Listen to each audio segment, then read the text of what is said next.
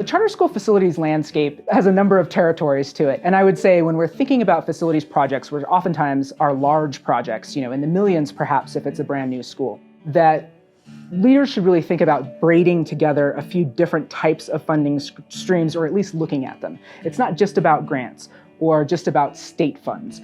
We should be looking at a few different categories and then thinking about how those can work together in different phases or to kind of cover the full cost of a facilities project. So we might be looking at a few different categories. One would be grants. So that might be grants that are local from things like philanthropic agencies, from corporations, government grants, which could be state, local, federal, those types of things. So that's one category, is kind of competitive grants that you apply for.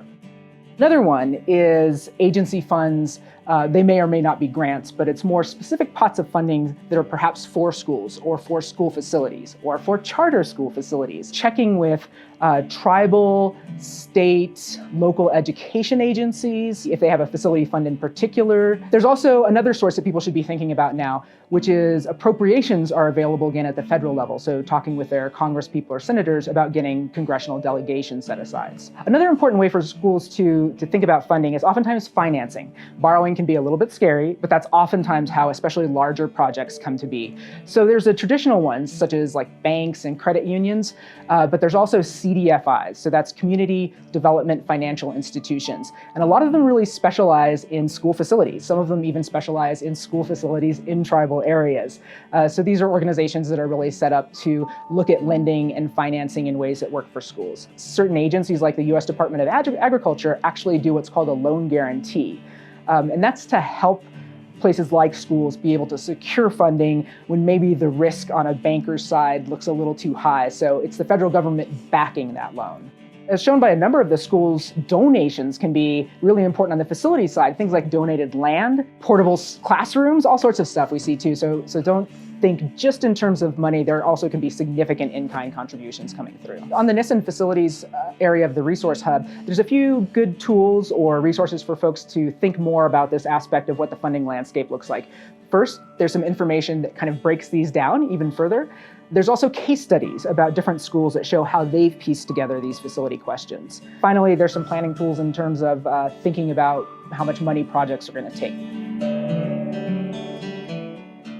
One of the big things that I would recommend any school have, whether you're in the planning stages or active and expanding, is to have a dedicated grants team. Now that could just be the school principal, maybe an operations or teacher, and maybe even a family member at the early stages. And later it might be more staff members, but the important piece is that they meet regularly. And that's really just a way to keep track of and plan grants that might be coming up the pipeline, as well as current applications that one's working on, and of course grants that you already have.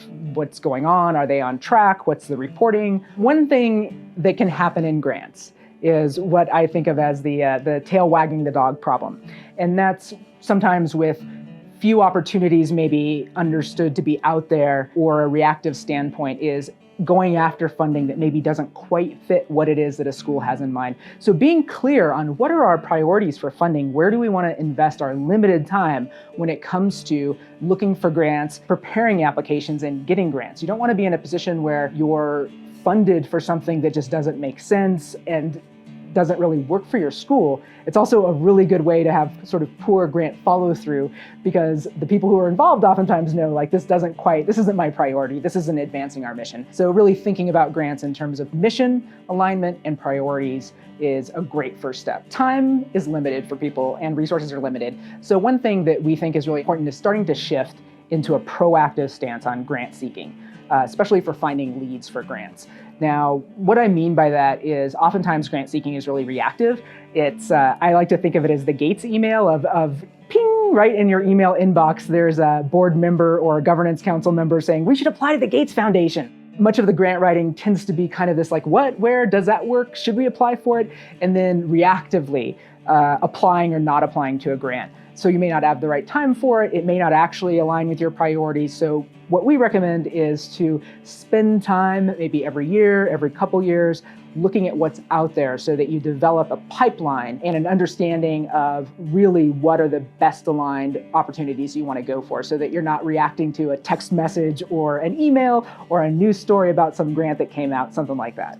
One of the things that happens in grant seeking is oftentimes during the application period, there's a flurry of activities. You're having to write your narrative, having to come up with a budget for that grant, and then there's all these attachments and other requests of basic information from funders. And a lot of that is the same from one funder to another. So we recommend two things. One is creating a grant file is what we call it. And that's a shared file space area, digital certainly, maybe even physical, where you're keeping all of your important grant files about, proposals and awards that you're managing, but also, and this is critical, the common things that get asked for over and over again. So you're not having to ask your finance person, every time somebody asks for your year-end financials. So keeping things like financials, tax letters, resumes, all sorts of commonly requested documents in one place, keeping them updated. If you think you're going to apply for federal money, maybe, or think you even might be a sub-awardee on a federal award, or certainly if you're planning to pursue federal money, whether it's programs or facilities, one thing to be sure to do is to get your registrations in place. So to be able to apply for federal funding, there's a couple different systems that you're typically going to have registrations in. One of them is sam.gov and oftentimes grants.gov. Now, the registration process itself can actually take a chunk of time. Oftentimes, if an organization doesn't have these registrations in place, by the time a grant is announced, there's not enough time to actually get these registrations in place. It's free to do. I would say if there's any potential of a federal grant coming through or being of interest, go ahead and get those registrations done. Get in those systems. There's no downside to it. One of the pieces with facilities and for grant seeking with charter schools is they're not 501c3s by nature. And that's a tax status that the IRS gives to charitable organizations. So most nonprofits that are out, giving out food or working with youth development are 501c3s. So a lot of grants have as an eligibility requirement that you are a 501c3. What that means is that for charter schools, that can limit the pool of otherwise well-fitting grants that might work for them. So the two kind of basic ways around this are to either set up a foundation for the school that is dedicated towards raising funds for the school's needs. So that's one way. That's probably the way that opens up the most opportunity.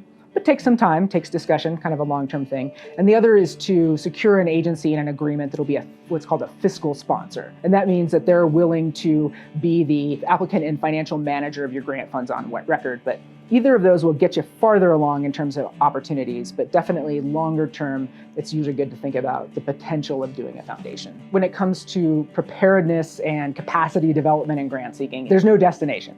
The journey is never over. It's becoming more prepared over time, as well as there's so many things that just have to be updated. Well, budget changes, board or governance council changes, staff changes, that sort of thing. So there's always upkeep, as well as there's more ways to be better prepared and the more you can kind of do to get set and ready. One thing that grant teams may want to think about too is how much of the lift you really want to do. Do you want to spend your time building like good spreadsheets to track leads and manage grants and be the person that's figuring out when to ping staff members about reports? There are definitely off-the-shelf web-based tools that can help with that, like Instrumental or Grants Hub, that can really automate a lot of that process and make it easier. If it's affordable, that's a good way to help your team focus more on what I would say is the more important piece of grant seeking, which is applying their expertise and really telling the story of the organization. So a couple of the things that we developed through the NISN Facilities Project to help with this idea of grant readiness and preparedness. One is just a self-assessment to help figure out where you're at in terms of many of the things that are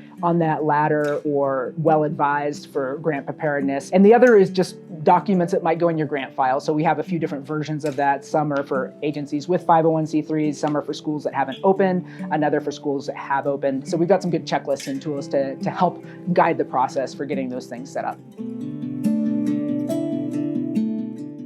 One of the things that people often think about when it comes to grant writing is that grant writing's the big piece of it. I like to think of it like as an iceberg, and grant writing is a little top that's above the ocean. And really the base that's underneath, and it is the majority of things, are things like that readiness and school readiness. But another biggie is really prospecting or looking for grant leads. The more time you spend there, finding really well-aligned opportunities that you're well-suited for and going to be competitive for, that's really the secret.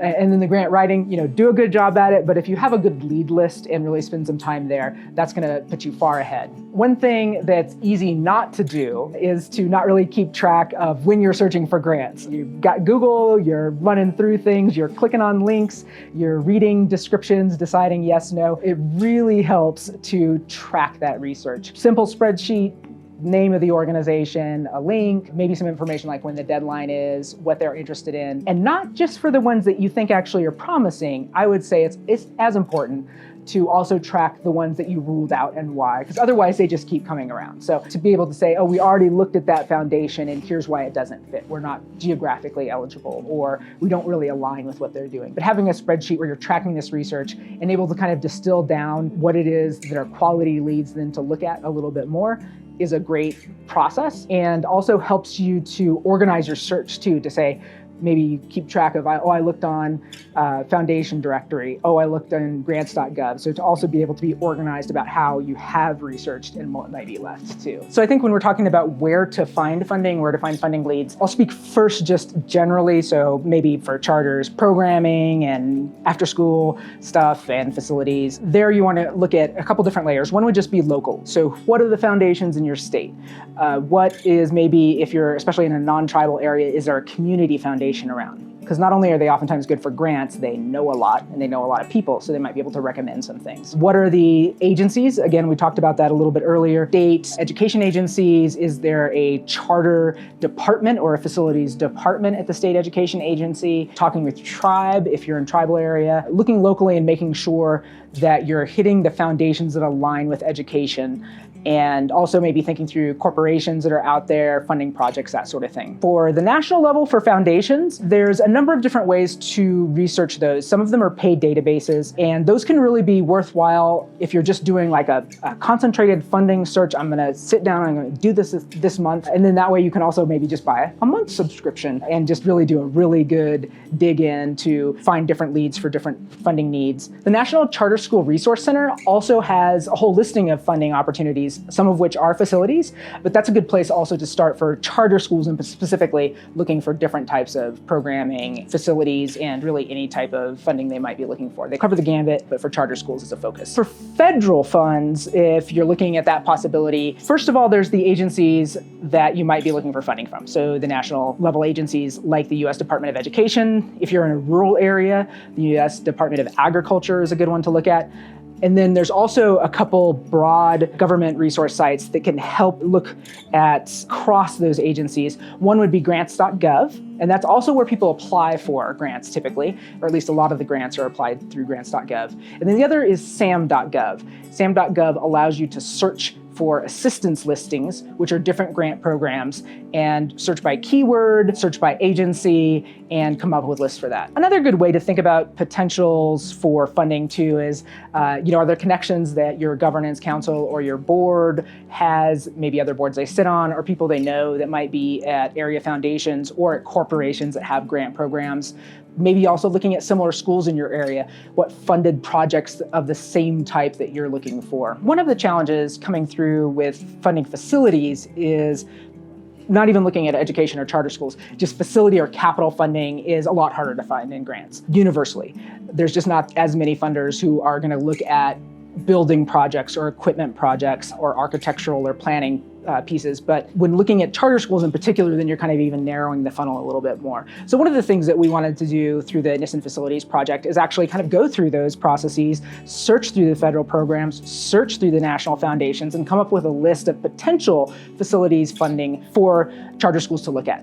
And what it covers is pretty broad. So it could be things like school construction or planning, but also could be technology grants, those sorts of things. So we have a directory both for foundations and a directory for the federal agencies. We also have a CDFI directory so that schools that are thinking about financing in particular can maybe take a look and see if there's an agency they want to reach out to. One of the key roles for a grant team is to look at these potential grants out there, these potential funders, and decide which ones are the ones that they want to actually pursue. So we recommend 3 questions to guide that when you're looking at it. And I call it the can they, should they, would they. Can they is basic eligibility. Are you the type of organization they fund? Are you in the geography they fund? Those sort of pass-fail, yes-no questions that should stop you in your tracks if it's not a fit. And look at those first. Don't go delving deep into every opportunity and reading through all the instructions. Just check those basic eligibility questions. The next question is, should they? So do you align with what those funders are looking for? Is the type of funding you're looking for something they fund? So in capital, are they funding capital? You may align well with their priorities, but they may not fund capital. So looking at your alignment, both as an organization as well as with programs. And then finally, there's the would they question. So this is really about competitiveness and other factors that come down to the decision making. So you're well aligned, but maybe it's a federal agency that only makes 5 grants in a cycle. So are you going to be competitive enough to be one of the ones that they're going to look at? So that might be looking at the scoring criteria, really thinking deeply about who else might be applying, those sorts of things. So think of it as filters so that you're not wasting time delving deeply into every single one, and you'll save a lot of time. Now, let's say everything went great and you have a list of good options for maybe your facilities program. Maybe you're also looking for some funding for an after-school program. Maybe you're also looking for funding for student supports. So what do you do then? Then what you want to do is calendar out or plan out your pipeline. So over the next, say, 12 months, who are we going to apply to? When are those deadlines? Which are ones that we really need to prepare for far out in the timeline, and get those where you also understand priorities. Most likely your list and how they are in a calendar is going to be more opportunities than you're actually going to have the bandwidth to apply for. So understanding also which are the really critical ones that you definitely want to apply for in the next year. I think some of my top tips for important details for applying for grants, one is follow the directions, follow the instructions. It seems simple, but it's really easy to lose track of those details. And when I've been on grant review committees, I'll tell you maybe 20% of the proposals actually hit every single direction. And when we're talking about federal grants, your whole application can get thrown out because your margins weren't the right size. So keeping track of what are all those directions, maybe using comments, that sort of thing, and checking it again on your review side. A couple other ways to really help your grant seeking. One is to think like a reporter. So answering questions like who, what, where, why, when for the reader early on. So in your first paragraph or something of a narrative that we are a school located in, here's our location, we serve this many students in this grade, and we need X project, that sort of thing. So answering those questions early so that the reviewer's oriented towards your project. Another important thing is to provide context. Assume that the readers of your grant, because you usually won't know who's on the review committee, don't know anything about your school, your community, your state, your tribe, your sector. Just think of them as an empty vessel in which to pour your knowledge and to provide that sort of context. So tell them your story. Tell them about the place you're from. Tell them about your school and your approach. Also be thinking that there may be other schools coming through. So what makes yours different and unique? Another tip is to, if it's a federal grant especially, they oftentimes have a very specific scoring rubric or review criteria. And that's what actually the reviewers are going to be filling out and then stacking the proposals against each other. So be really familiar with what those points are, what that criteria is, make it easy for reviewers to find that information, and as we say, don't leave any points on the table. When it comes to any grant almost, there are a few key timelines that you want to think about. First off, and this is probably one everyone's familiar with, if it's a deadline grant, when is the deadline? Or when is it forecasted or expected so that you know when that's coming through? Another important one is, what is the anticipated notification timing? When will you find out about the grant? Because most likely people are going to keep asking you. So having that information handy is good. Another critical piece is, what is the term of the grant? When is it expected to start and end?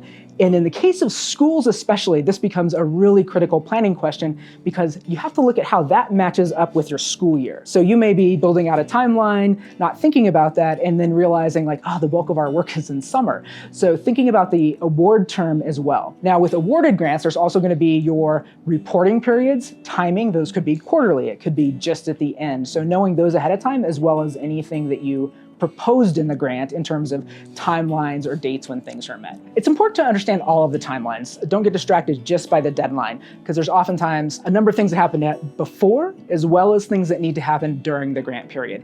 And one thing for capital projects especially is those kind of real timelines can really be much longer. It might be that you're actually looking at next year's cycle because there's a lot of complexities in figuring out things that are required by capital funders. For example, they oftentimes are going to need to know who has ownership over a piece of land, who has site control over it. Is the lease the right kind? For the architecture or design, do you have bids in already? So oftentimes, especially with capital projects, these are longer timelines and really looking ahead at federal or larger awards and finding out what is it we have to have in place for this, and are we really eligible for how this needs to be structured. Additionally, when it comes to the federal government, if they're funding a capital project or equipment, that oftentimes means they then have a federal interest in that, which is like ownership. So if they fund 50% of your school building, then they have interest in 50% of that property over time. So it may also not fit for you. So in thinking about these timelines, there's both the preparation and having enough time to really consider things and develop out a strong program.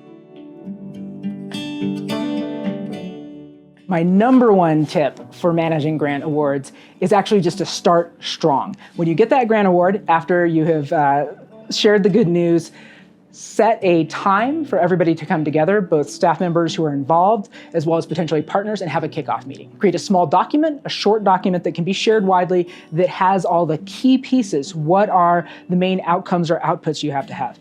What is the timeline for this grant? What are the major budget categories? Basically a top-level overview so that everybody's literally and figuratively on the same page about that grant. Being clear about roles and responsibilities.